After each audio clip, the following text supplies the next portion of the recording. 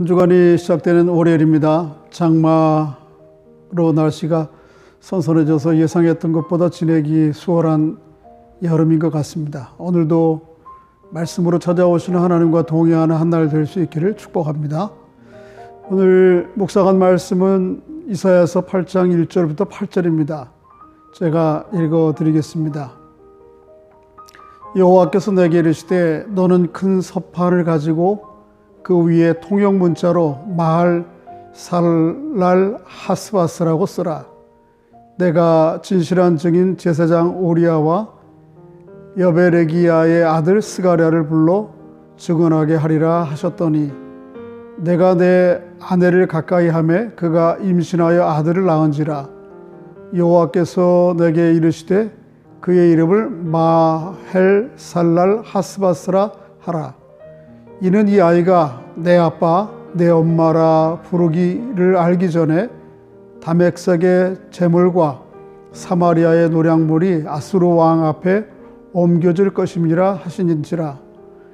여호와께서 다시 내게 말씀하여 이르시되 이 백성이 천천히 흐르는 실로암 물을 버리고 르신과 르말리아의 아들을 기뻐하느니라. 그러므로 주 내가 흉흉하고 창일한 큰 하수 곧 아수르 왕과 그의 모든 위력으로 그들을 뒤덮을 것이라. 그 모든 골짜기에 차고 모든 언덕에 넘쳐 흘러 유다에 들어와서 가득하며 목에까지 미치리라. 임마누엘이여 그가 펴는 날개가 내 땅에 가득하리라 하셨느니라. 아멘. 선지자로 부름을 받아 하나님의 뜻을 백성에게 전해야 하는 선지자들의 삶은 개인적으로는 결코 달갑지 않은 부분이 있었습니다. 본문의 이사야 선지자의 상황이 그 단적인 예입니다. 하나님은 이사야 선지자에게 아들을 낳게 될 터인데 그 아들의 이름을 마헬 살랄 하스바스라 지으라고 합니다. 마헬 살랄 하스바스, 꽤나 발음하기가 어려운 이름입니다. 그런데 발음보다 이사야를 더 힘들게 한 것은 그 이름에 담긴 의미 때문입니다. 그 이름은 노력이 급하고 약탈이 빠르리라 라는 뜻을 지니고 있습니다. 이것은 4절에 기록된 대로 이사야가 낳은 아이가 이사야 부부를 향해 아빠, 엄마라고 부르기 전에 다맥색의 재물과 사마리아의 노량물이 북동쪽 제국 아수르 왕에게로 속히 노략당하고 약탈당할 것에 대한 예언적인 이름입니다. 누구인들 아들의 이름을 이런 식으로 짓겠습니까? 좀 더 고상하고 좋은 뜻을 가진 이름을 짓기를 원하죠. 하지만 하나님은 선지자 이사야에게 이런 이름을 지으라고 하고 그런 이름을 늘 불러야 되는 것입니다. 때로 하나님의 사람들은 자신의 뜻과는 또 의사와는 다르게 또 결코 내가 원치 않는 일임에도 불구하고 져야 될 짐이 있고 겪어야 할 일들이 있는 것 같습니다. 혹시 여러분과 저에게 그런 상황이 오더라도 이사야처럼 묵묵히 감당할 수 있으면 합니다. 하나님 백성 이스라엘이 이렇게 아수르에게 노략당하고 약탈당하게 된 이유를 6절에는 이야기하고 있는데 천천히 흐르는 실로암 물을 버렸기 때문이라고 말씀합니다. 여기서 말하는 천천히 흐르는 실로암 물은 예루살렘 다윗성 바로 옆에서 흘러나오는 기온 샘물을 말합니다. 고도 750m가 되는 고도 예루살렘 성의 한쪽 구석에서 그치지 않는 용천수가 있다는 것은 참 놀라운 일이 아닐 수 없습니다.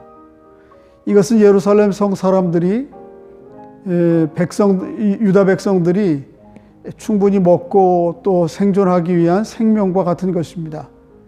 이 물은 비록 6절의 표현대로 천천히 흐르는 물이요 아수르 한복판으로 흐르는 유프라테스 강 같은 큰 강 하수는 아닐지라도 예루살렘 유다 백성이 마시고 살기에 부족함이 없는 것이었습니다.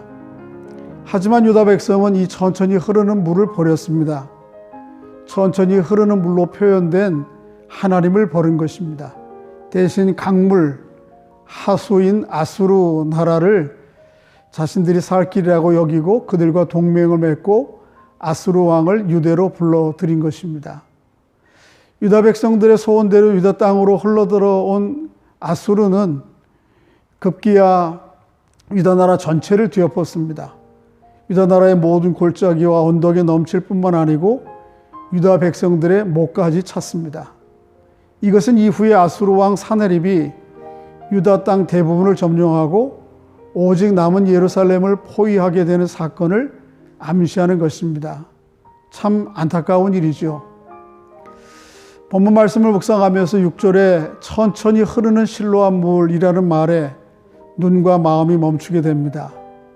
그렇습니다. 하나님은 이같이 천천히 흐르는 물과 같으신 분입니다.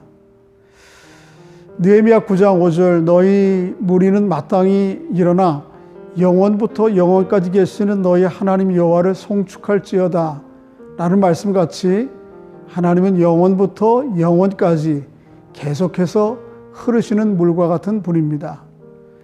하나님은 세상과 역사를 자신의 뜻과 리듬에 따라 진행해 가시는 분이십니다. 심겨진 씨앗이 언제 싹이 나고 자랄까 하여 아무리 쳐다보고 있어도 아무런 변화가 없어 보입니다마는 하지만 하나님은 그런 중에도 싹을 틔우고 자라게 하시고 열매 맺게 하시는 분이십니다. 천천히 흐르는 물과 같지만 하나님은 모든 것을 이루시는 분이죠. 반면 유다 백성들 같이 여러분과 저에게는 이 천천히 흐르는 물과 같은 하나님에 만족하지 못하는 경향이 있습니다. 천천히 흐르는 물을 기다리지 못하고 견디지 못합니다. 하나님은 우리의 기도와 바람에 즉각 응답하셔야 할 뿐으로 때로는 하나님을 채근하기도 합니다. 하나님이 자신의 기대와 바람대로 응해주지 않는다면 또 손쉽게 그 하나님을 외면하기도 하는 경향도 있습니다.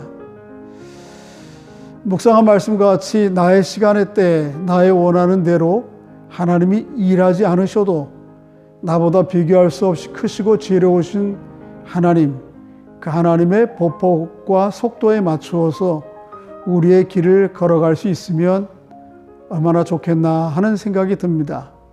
천천히 흐르는 물이지만 결코 멈추지 않는 물, 흘러가는 곳마다 하나님의 기뻐하신 뜻을 이루시는 천천히 흐르는 물 같은 하나님을 따라 한 호흡 늦추어 우리도 천천히 흘러갈 수 있으면 합니다. 복음 찬양 가운데 이 세상엔 하나님 법칙 있네 별들을 주관하시듯이 라는 찬양이 있습니다.